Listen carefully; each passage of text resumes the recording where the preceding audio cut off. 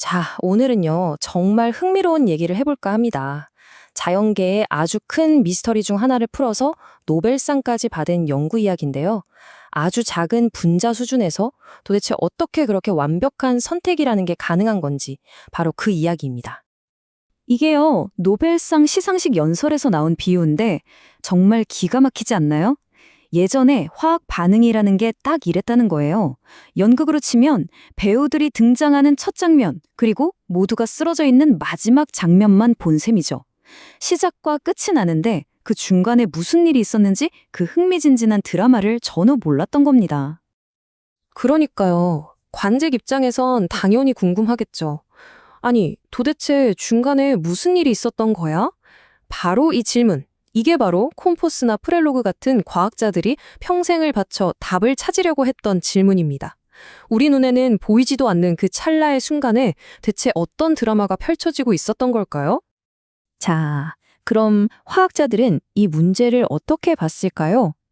되게 복잡해 보이잖아요. 근데 이걸 아주 단순하고도 결정적인 선택들이 계속 이어지는 과정으로 본 거예요. 일종의 갈림길 같은 거죠. 우리가 오늘 이야기할 분야가 바로 입체화학이라는 건데요. 말이 좀 어렵죠?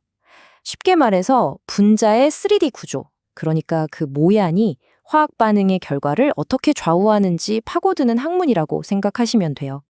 수많은 화학 반응에서 특히 효소 같은 것들이 겪는 그 핵심적인 딜레마는요. 파고들면 파고들수록 정말 놀라울 만큼 단순한 질문 하나로 딱 떨어집니다. 바로 이거예요. 오른쪽이냐, 왼쪽이냐, 오른쪽으로 갈까, 왼쪽으로 갈까. 정말 모든 문제의 핵심에는 이 근본적인 선택이 딱 버티고 있는 거죠. 아까 그 노벨상 연설에서도 이걸 아주 재미있는 비유로 설명했어요. 여러분이 스톡홀름에서 운전을 하고 있다고 상상해 보세요. 딱 갈림길이 나왔는데 왼쪽으로 꺾으면 오슬로, 오른쪽으로 꺾으면 순스발로 가는 거예요. 어떤 길을 선택하느냐에 따라서 도착하는 곳이 완전히 달라지는 거죠. 분자 세계에서도 똑같은 일이 벌어집니다. 자, 여기서 이제 콤포스 교수가 등장합니다. 그의 연구는 뭐랄까?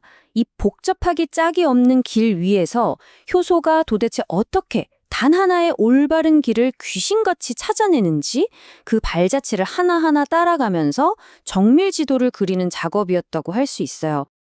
예를 들어 볼게요. 우리 몸에 꼭 필요한 스퀄렌이 하는 물질이 있어요. 이걸 만들려면요. 선택을 딱 한 번만 하는 게 아니에요. 무려 14번의 갈림길을 연속으로 통과해야만 합니다. 한 번도 아니고 14번이요. 자, 그럼 생각해 보세요. 갈림길이 14개다. 그럼 나올 수 있는 경우의 수가 얼마나 될까요? 계산해 보면요. 자그마치 16,384가지나 됩니다. 엄청나죠? 그런데 더 놀라운 건 뭐냐면요. 효소는 이 16,000개가 넘는 가능한 길 중에서 단 한 번의 실수도 없이 언제나 딱 하나, 그 올바른 길을 골라서 정확하게 스쿠알렌을 만들어낸다는 겁니다. 이건 뭐 거의 신기에 가까운 정밀함이죠. 아니, 그럼 콤포스는 이 보이지도 않는 길을 어떻게 추적했을까요? 방법이 정말 기가 막힙니다. 바로 수소 원자에다가 일종의 꼬리표를 붙인 거예요.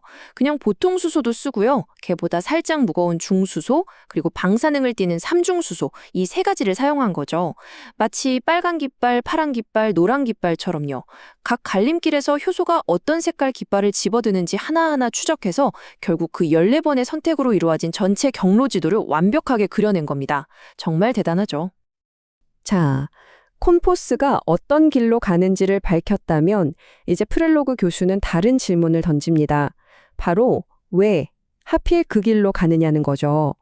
그는 그 답이 분자 자체의 모양, 즉 형태에 있을 거라고 생각했어요. 여기서 아주 중요한 개념이 나오는데 바로 카이랄이라는 겁니다. 이게 고대 그리스어로 손이라는 뜻이래요. 딱 우리 손을 생각하면 쉬워요. 오른손과 왼손, 서로 거울에 비춘 것처럼 생겼지만 절대로 똑같이 겹칠 수는 없잖아요. 분자 세계에도 바로 이런 오른손잡이, 왼손잡이 분자들이 있다는 겁니다. 자, 지금 바로 여러분 손을 한번 보세요. 오른손하고 왼손, 딱 마주보면 거울에 비친 것처럼 똑같아 보이죠? 근데 이걸 포개려고 해보세요. 아무리 돌리고 뒤집어도 절대로 똑같이 겹쳐지지가 않죠. 분자 세계에서도 바로 이런 일이 벌어진다는 거예요. 프렐로그가 쓴 방법은요, 비유하자면 열쇠로 자물쇠를 맞춰보는 거랑 똑같았어요. 효소가 자물쇠라고 생각하고 모양이 아주 미세하게 다른 수많은 분자 열쇠들을 만든 거예요. 그리고 이걸 하나씩 다 끼워보는 거죠. 이건 맞네? 이거 안 들어가네? 이런 식으로요. 이 수많은 테스트를 통해서 결국 그 자물쇠의 열쇠 구멍, 그러니까 효소가 실제로 반응하는 부분의 정확한 3D 지도를 역으로 그려낸 겁니다. 이걸로 아하, 분자의 모양이 결국 반응의 운명을 결정하는구나 라는 걸 확실하게 증명해낸 거죠. 결국 이 두 위대한 과학자의 연구는요, 우리가 화학 반응을 바라보는 관점 자체를 완전히 근본적으로 뒤바꿔 놓았습니다. 다시 이 인용구를 볼까요? 예전에는 효소의 이런 완벽한 선택이 그냥 마술이나 마법처럼 보였다는 거예요. 왜? 그냥 우리가 그 속에서 무슨 일이 벌어지는지 전혀 몰랐으니까요.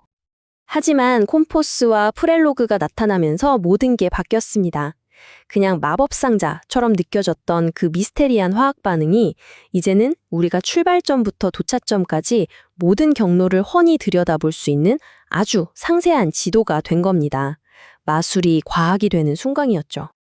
이분들의 연구를 보면 이런 생각이 들지 않으세요? 지금 우리가 보기에 와, 저건 진짜 마법 같다라고 느끼는 것들, 이해할 수 없는 신비로운 현상들이 사실은 그냥 우리가 아직 그 지도를 그리지 못했을 뿐 아닐까요? 어쩌면 세상의 모든 마법은 우리가 아직 펼쳐보지 못한 지도일지도 모릅니다. 여러분은 어떻게 생각하시나요?